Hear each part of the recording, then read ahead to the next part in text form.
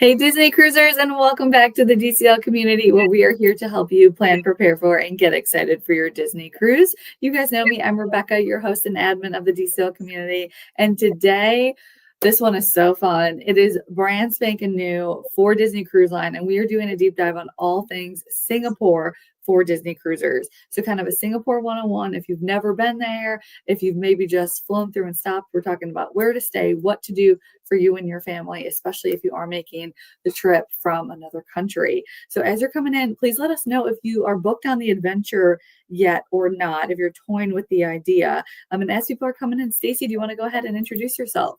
Sure. Hi, everyone. I'm Stacey Johnston from Marvelous Mouse Travels, and I'm one of their platinum planners. I've been with the agency 5 years now and love planning vacations, but I especially love planning Disney cruises. I am a Disney cruise advocate myself, and I'm definitely addicted to them. We've been fortunate to be on every Disney cruise ship, and a majority of the major itineraries, everything from Alaska to all the Caribbeans to many of the European itineraries as well too. So love 3 days, but the longer you can get, the more fun it is. And so I was so excited to hear about the adventure, and I also love mega ships. And so if anyone watched previously, we did the Icon over spring break and just had a blast. We loved it. I've been on Wonder of the Seas, so we love mega ships, and so I'm so excited that this is a chance for us to kind of combine that mega ship experience with that Disney Cruise Line experience and have this wonderful, these neighborhoods and this experience that is truly just dedicated to being on the ship and experiencing the ship. So just so excited for this. So of course, we've already booked our adventure journey, and you all know me well enough to know my buddy Nick is going to be my travel partner. Of course, my husband can come along too, but this has been Nick's dream, is to go to Japan for a while. And I said, well, how about spring break 2026? And so we signed up, and we've already started to look at, what flights might look like. And so really planning a Singapore adventure, then, the adventure cruise, and then wrapping up with some time in Japan. Oh my gosh, I love that so much. Nick is just the coolest kid, let me tell you. And Stacey is a mom of three. So if you are trying to figure out flights and hotels and all that good stuff, she is, actively planning to travel. So I would say get your pen and paper out, but know that if you want to plan your Disney cruise, whether it's, any cruise really, if you're comparing ships, you're comparing cruise lines, you're comparing Disney ports, reach out to Stacey. She is here to help put all of her expertise to use for you. Her planning services are totally free and a resource for you. So let her help you so that you don't have to stress with the, what flight do I need to take? Where do I need to stay? She has you covered. And as we're going through, let us know about any questions, but that is the link to her page on the DCL community site. And I'll get this in the comments for everybody as well. But let's go ahead and dive into all things Singapore.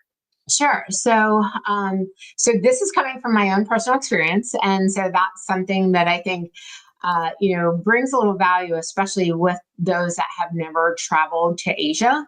I like to call Singapore Asia for beginners. The great news is everyone speaks English.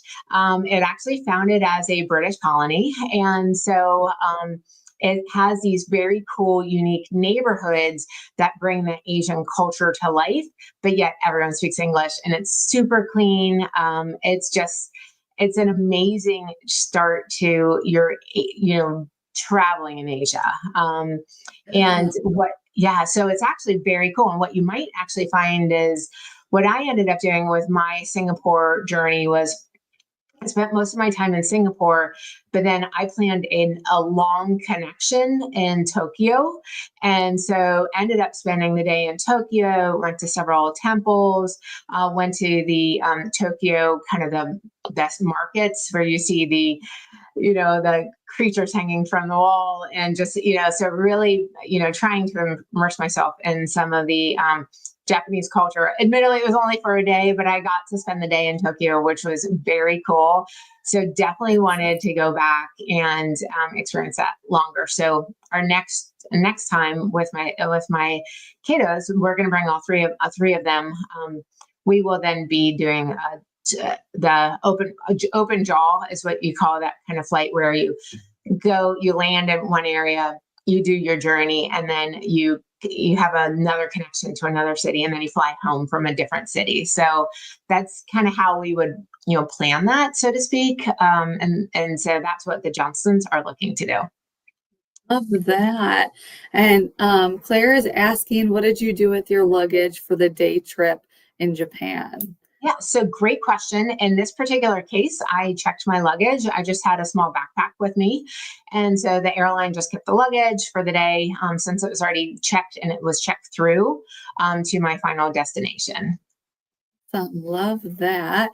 And Tia, I think is who's asking this one, is asking, are you doing a 3 or 4 day for your sailing? So we're going to do the 4-day cruise, just because, again, all things Disney cruise, all things mega ship combined into one amazing experience. Yes. So we're going to do the 4-day. It's actually one of the last 4-day that they've published so far. Toying with the idea of doing the 3-day also. And so maybe doing a back-to-back. But I've got to balance. I really want my kiddos to experience Singapore. It's an amazing place.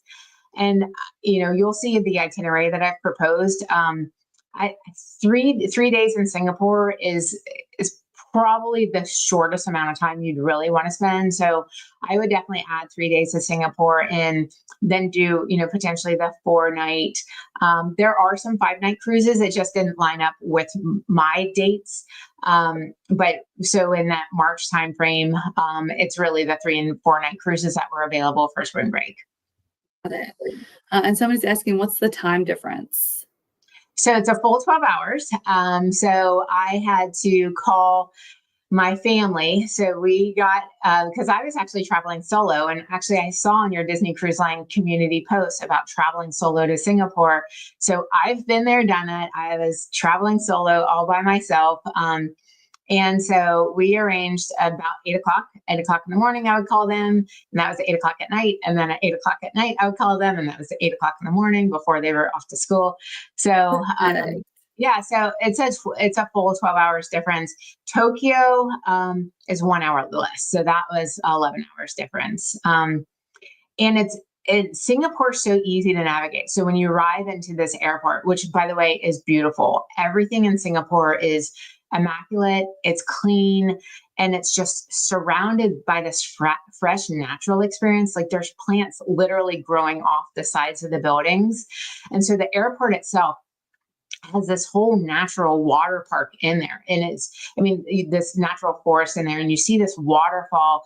That's what that photo is of. And that looks incredible. That's inside the airport. And so they have a 40-meter tall indoor waterfall that's open at night. And they have multiple stores there. They have quick dining. They have a 24-hour movie theater there. And so, typically I recommend arriving to the airport 3 hours early for any international travel. Same thing here. But there's loads to do in the airport, a lot of shopping. I did some shopping at the airport. I did most of my shopping in the places you'll see. But it's just such a wonderful airport. It's actually written about on multiple travel blogs and in travel magazines about how amazing this airport is. Beautiful, it's clean, it's easy to navigate. So it's a wonderful, welcoming experience when you first arrive. Yeah, I was gonna say, I know airport travel can be intimidating for some who are used to, maybe driving quickly to Port Canaveral or Fort Lauderdale, and having a beautiful, I feel like you would have a whole tourism experience in just the airport. Yeah. If this one picture is any indication. It's so beautiful. Yes. And navigating actually in Singapore is also super easy. I just took a taxi everywhere.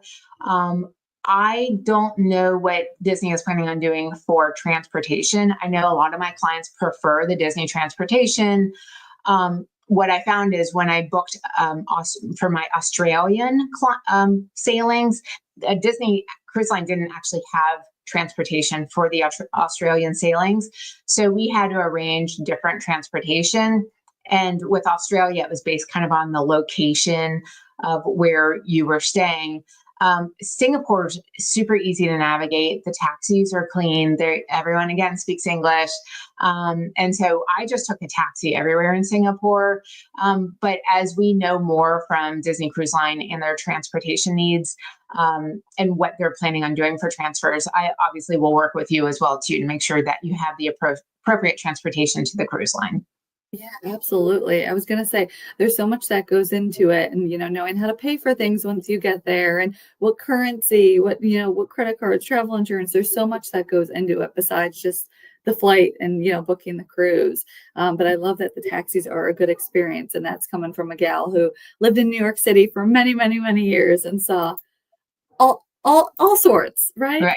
Oh, Exactly. and I know we have a question about hotels, so this is kind of the perfect segue. Yeah, so I ended up staying at the Singapore Marriott Tang Plaza Hotel.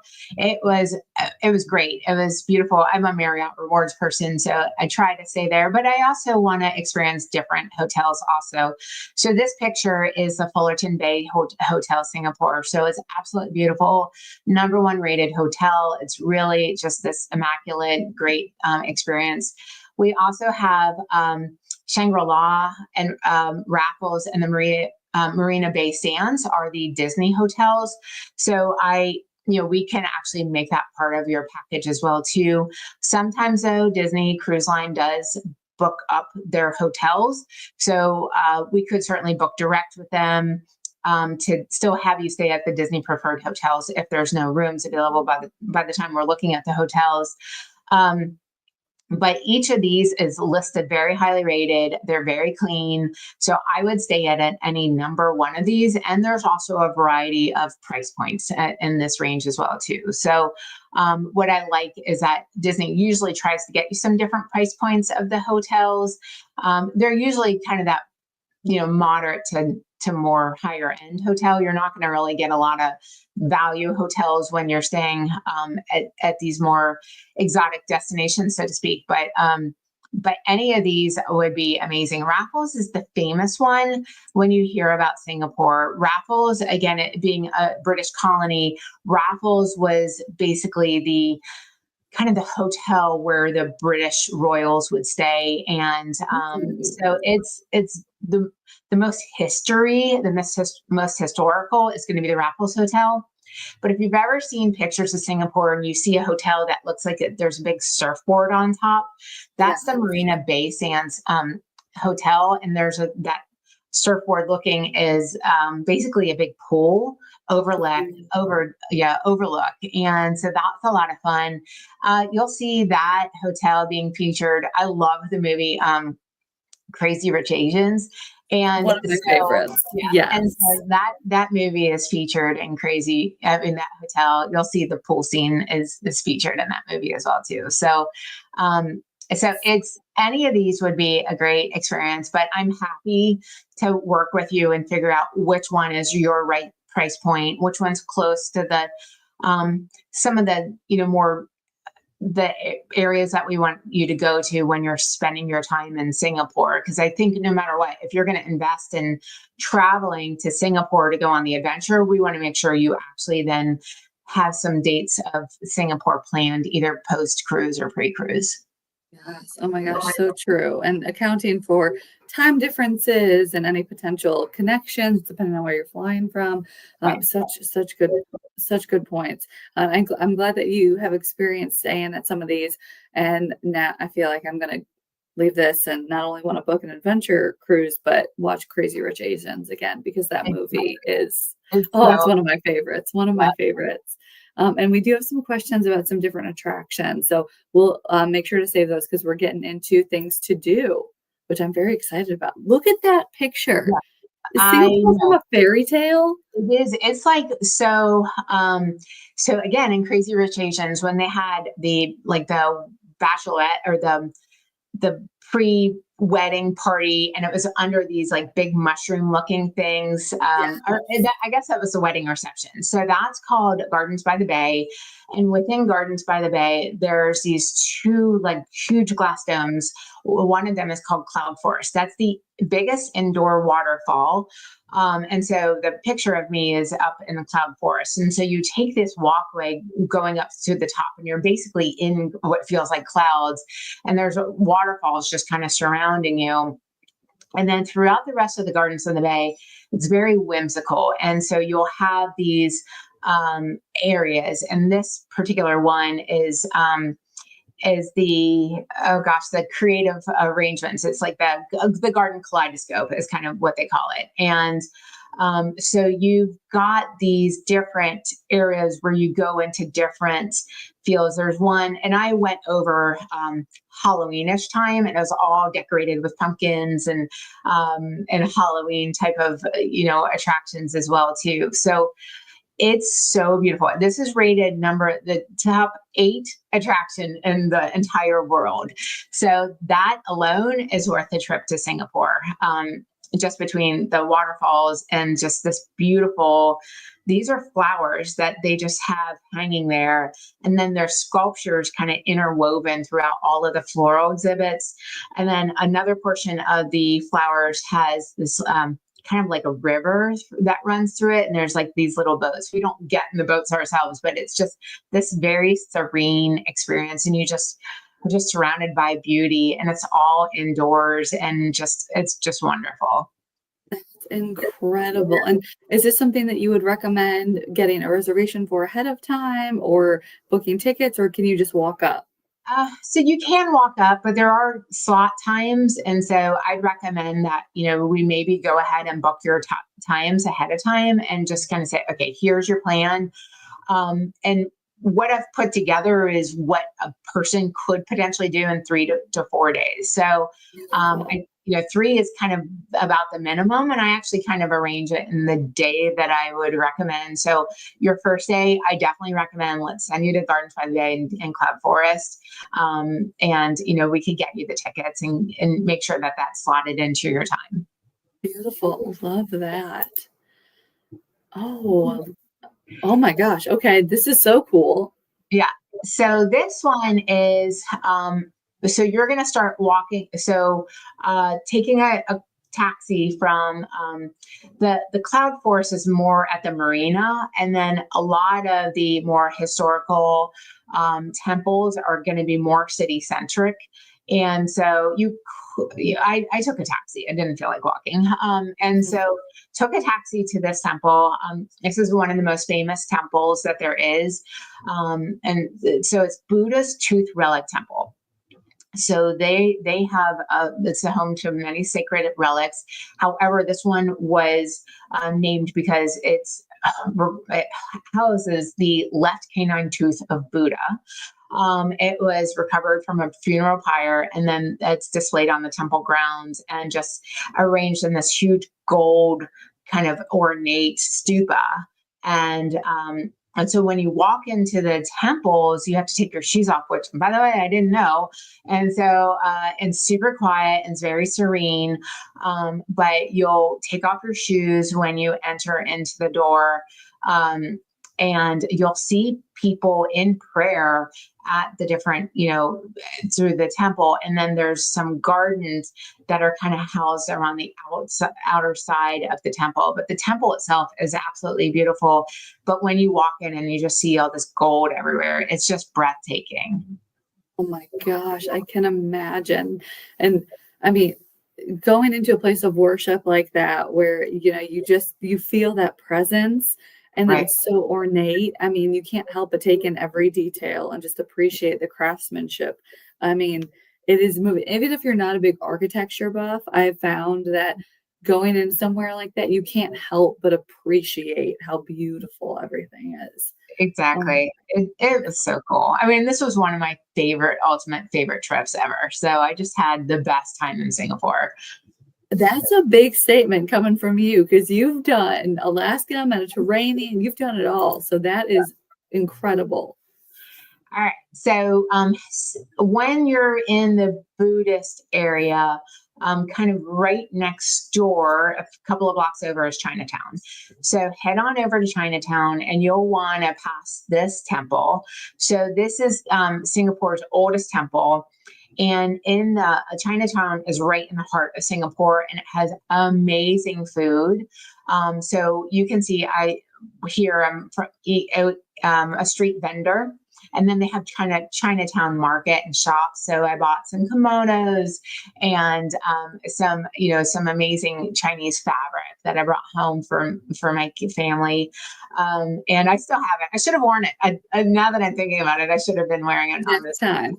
And so, um, the street vendor is super friendly. The food is amazing. There's lots of pictures so that you can see kind of what you're ordering. And the weather, I know people had asked about the weather. It's pretty consistent. It's going to be humid. It's cooler in the evenings, maybe light sweater, but during the day, you can see I'm wearing a sleeveless top.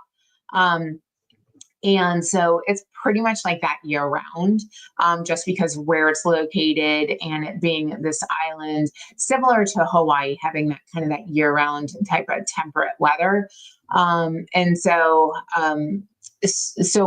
a lot of the restaurants are outdoors, especially in Chinatown. You'll be eating kind of outside in these different venues, and I just kind of walk along and you find the one that you want to stop at. So, but it's fun. And then right next to the food are these vendors, and they are literally selling their Chinese wares, and it's super cool. Awesome. Oh my gosh. And I love that part. It's close enough you can walk by, you can experience it. I love any type of outdoor market or anything like that. So that's incredible. Oh my gosh. Speaking of incredible, I swear Singapore has got it figured out. These are just beautiful. It is. So Singapore's Botanical Gardens is their national garden, and it's now a World Heritage Site. And so what I really liked is it's big. It's so Cloud City, that is more like a conservatory, all indoors. This is all outdoors. And so you're just walking through gardens, and there's these different quote unquote kind of areas of the garden, or lands, so to speak. And so my two favorite, which I have pictured here, is the rainforest. So when you're walking through the rainforest, you are literally walking through a rainforest. And so you see this canopy, and you hear the animals, and there are these trees that kind of grow inside of other trees. And so those are really cool. And then the orchid garden is a separate fee, but you'll want to make sure you definitely just go to the orchid garden, because it's just beautiful. And these orchids grow outdoors year round, and I'm lucky if I can keep my orchid alive for like 3 weeks. And so it's super cool. And then both this one and the Cloud City, the Cloud Forest Gardens, where they have these amazing gift shops. And so I bought a lot of kind of flower embedded jewelry and coasters, where the pressed flowers are inside the acrylic coasters. And so everyone got presents from Singapore, and these were two of my favorite places to buy presents from. Yes. Oh, great point. Leave some extra room in your suitcase for all the presents that you're going to want to buy, all the amazing souvenirs. Oh, and bird park. Well, that's cool. Yeah, so they have their own bird park. And so basically, you are going to be going, and this is smaller than their zoo, but it's specifically focused on the birds, exotic birds. There's presentations, there's animal interactions, animal feeding. You can feed the birds. There's, so kind of the experience is about going, not just seeing the birds, but going and participating in the presentations. They have a huge penguin exhibit as well too. So you can see me standing next to a big penguin. So that was a lot of fun. This was just kind of one of those afternoon things. Let me go hit the bird park and just check it out, see what there was to do. And so I really enjoyed it. And I think this would be great for kids, especially because of the animal encounters and just being able to feed some of the birds was kind of fun. Absolutely. I was going to say, with how popular, all the dolphin and wildlife related excursions are in the Caribbean and the Bahamas, this would be right up your kids' alley if they love going to the zoo. Oh, Exactly. and even more animals. Yep. So also hit the zoo. So I went and did the Singapore Zoo, and there's the Singapore Zoo day experience, and then at night they have something called the night safari. And so this is the world's first nocturnal wildlife park. They have 900 animals and 100 species, and there's two main experiences, and there's a tram ride and a walking trail. What we ended up doing was starting on the walking trail, kind of going further out, and then we took the tram back. And, the walking trail gets you a little bit closer to some of the smaller, more nocturnal, so more close up experiences, whereas the tram gets you through like the tigers and the white lions experience and Ooh. kind of that more nocturnal hunter type of experience. And so we ended up doing both. I tied it into a dinner package, and so the Ula Ula Safari restaurant is there at the night safari, and they have a buffet. And so they do offer different tickets based off of what you're interested in, whether you want to do the walking trail, the tram, or kind of the do it all package with the buffet. And that's the one I opted for. And by this time, I met someone from work, so we did this one together. But the rest of my Singapore journey was pretty much on my own. But this one was kind of fun to have someone to go and do a night safari with. I was going to say, I don't know much about Animal Kingdom, but I feel like this is, if your kids love Animal Kingdom, if you love Animal Kingdom, again, right up your alley. Exactly.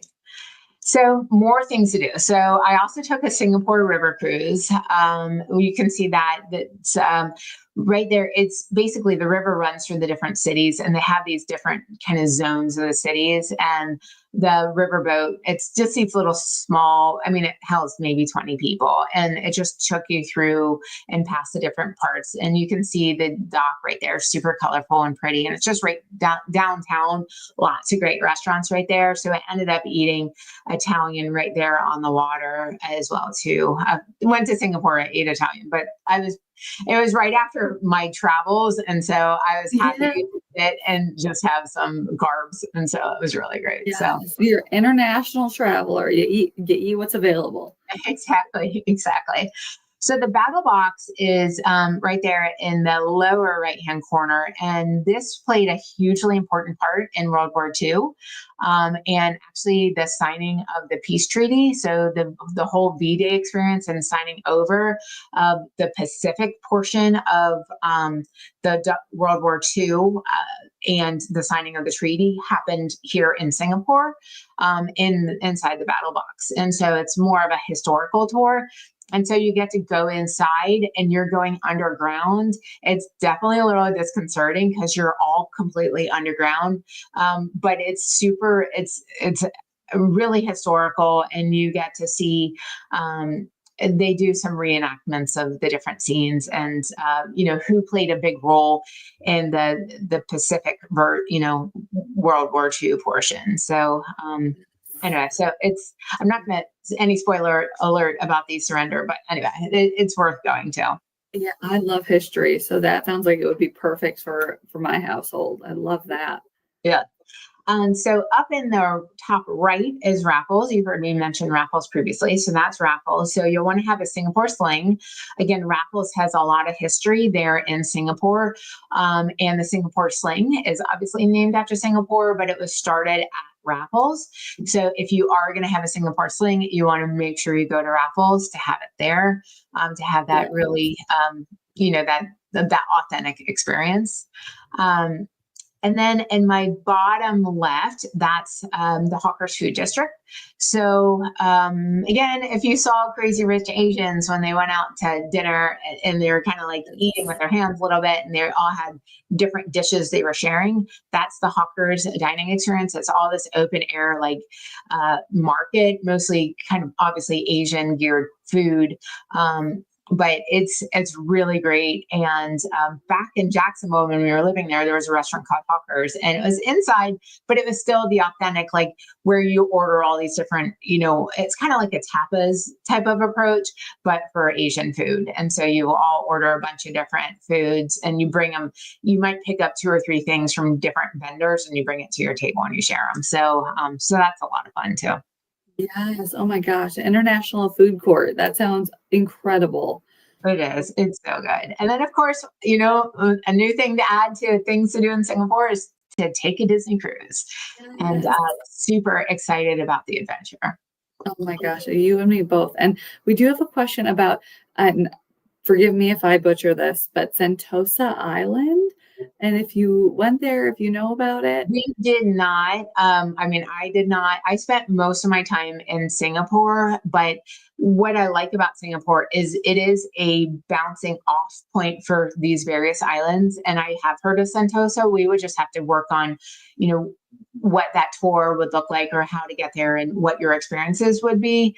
But any of the Malaysia is right there as well too. So, and then as I mentioned, I went from Singapore to Tokyo. So you can have Singapore as being your central location and then go to any of these various islands. Beautiful. Love that. So yes, definitely. Definitely more exploring to do. If you're gonna fly all the way there from any point, I mean, heck, even if you're in Asia and you're just trying to enjoy it, there's so much to tap into that's easily accessible. It's kind of like in the US, once you get to Europe, it's just a quick flight everywhere. It seems compared to the US where it's forever to drive across these states. And then there were a couple other questions before we dive into some fun Disney cruise things. Someone's asking about how do you deal with jet lag with kids, worried about routine? Any advice? Yeah. So my advice always with jet lag is try to do as much as you can that first morning. You will arrive in morning. Try to do as much as you can and basically stay up as late as you can. Don't go check into your hotel room and then sleep all day, because that will actually delay your recovery of jet lag. So go grab a cup of coffee, go to one of these things I pointed out, with kids, go to the zoo, and then kind of delay their nap as long as possible, and then go to bed early that first night. And then by day 2, set your alarm and get up and just kind of treat it like a new day. I find it's easier to go in this direction than in the opposite direction. For me, like going to Hawaii is harder because I'm naturally waking up at 4 a.m. versus setting my alarm and having my body accommodate getting up earlier than it's used to. And for me, it's a little bit easier to adjust going east than it is to adjust going west. Love that. That makes perfect sense. Yeah, I know jet lag always gets me, even if it's only an hour. So that's a great tip. And then, did you mention that you can book the hotel with the Disney cruise? Yeah, so there are a couple of the preferred hotels, and so when they may not be available quite yet for your itinerary, depending on when you want to go. Hotels usually open up, about a year out. So depending on when you want to go, that's one of those things we may just want to check back on. But yes, you can. We can do it as a package through Disney, or we can also look at booking direct with those hotels. Sometimes what I do for my clients is I actually bundle their flight and hotels together and then keep their cruise separate, mostly just trying to keep a cost reduction approach. So I will usually price it out both ways for you and say, okay, we can book through Disney at this price point, or we can book direct and combine it with your flight for this price point. Yes, yeah. I was gonna say, I don't think people realize there are ways to save there just because there's conveniences like booking through Disney, and that's wonderful. But at what cost, does it always make sense to do that for your family? And that's where, Stacey's expertise comes in, because she knows how to navigate. And maybe you book the transfers with Disney, but you keep the hotel and the flight separate. There's kind of different levers, there we go, levers that you can pull, so that you're saving where you can, you're making things efficient time-wise and all that good stuff. But now I feel like the creme de la creme, the adventure. I am so excited. I've never been on a mega ship, but I am so excited for the adventure. It looks incredible. I'm so excited too. And so, and doing some more research about it and discovery. So as you mentioned previously, I'm a party of 5. So when I put us in and it point us to concierge, I'm like, guess we're doing concierge. So, anyway, so that's something that's a little bit different. And, for your parties of 5, to do that, we would probably want to look at, do you do concierge? Is that worth the value? I mean, the prices of the adventure cruise are great. I mean, they're really great. So, for us to do the concierge was not as much as I thought it would be. So I was like, okay, we'll just do concierge, or we could do, again, family of 5. I've talked about it before, is booking 2 staterooms. Do we do 2 connecting ones? Do we do a balcony and then, one interior across the hall? So with the adventure, they have different categories that they don't have it available on the other cruise lines, on the other ships. So, and a lot of it has to do with there's this garden view approach. And so there's a veranda garden view and a veranda ocean view. And concierge, there's an interior concierge, and it sleeps 6. And so those for that want that concierge experience, but maybe do not want to pay for the veranda. I also have a lot of clients with little ones, and they want that concierge experience, but they're nervous about having a veranda. So that might be great with that. If you've got little babies and you're just but you want that concierge experience. That's a good point. Yeah. And so they have, but most of their staterooms that are just your average interior ocean view and veranda staterooms are going to sleep 4. They have garden veranda, they have ocean view veranda. And then with your interior, they have different levels of interior, kind of similar to what they have now. And then there's different types of, there's also a new interior, which is I forget what they call it, but it's basically like an interior view with a window. So you get some sort of a little bit of natural light coming in, but it's going to be not a view of the ocean, but more of like one of the promenades type of thing. So that's very cool. Similar. Yeah. So that's similar to, Carnival has that, and Royal Caribbean have that as well too. So there's these with Royal Caribbean calls it the interior promenade view. So that I would put that to be the equivalent of that. So good to know. But that's awesome that they're getting creative with the room types, because I know there's a lot of families of 5. There's a lot of families with 6. Someone was asking about that earlier today. Yeah. And, having these different configurations, it makes a difference in people trying to coordinate. And of course, one room may not be the best for your family. Maybe you need 2. And that's, again, where Stacey can come in and kind of give you different options and kind of ways to configure things, because maybe you don't want to share the room with your teenage kids. Maybe you want to have a little bit of space. So right. There's different ways to kind of mix and match here. But yeah, I agree. The prices are awesome. And I know it seemed like with the release of the itineraries yesterday for the general public, if you didn't know, anyone can book the adventure. Right. And the website was a little overwhelmed. Yeah. So there was a whole waiting room and everything, but that's one of the many perks of working with a travel agent, right? Like I don't have to sit on hold or sit in a waiting room. Right, exactly. Because I was sitting in the waiting room yesterday, and so therefore, So there were some downtimes. Today it seems to be working much better, and so that's good. But yeah, the perks of a travel agent, when you get my expertise, 2, I don't cost you anything, and 3, I offer free onboard credit, and so it's win-win-win, and you're supporting a small business, and so so it's kind of why not use a travel agent is one of the things that I tell people. And just because I'm there for you every step of the way, I'll wait on hold. For instance, with a placeholder, you have to call to use a placeholder. You have to call Disney.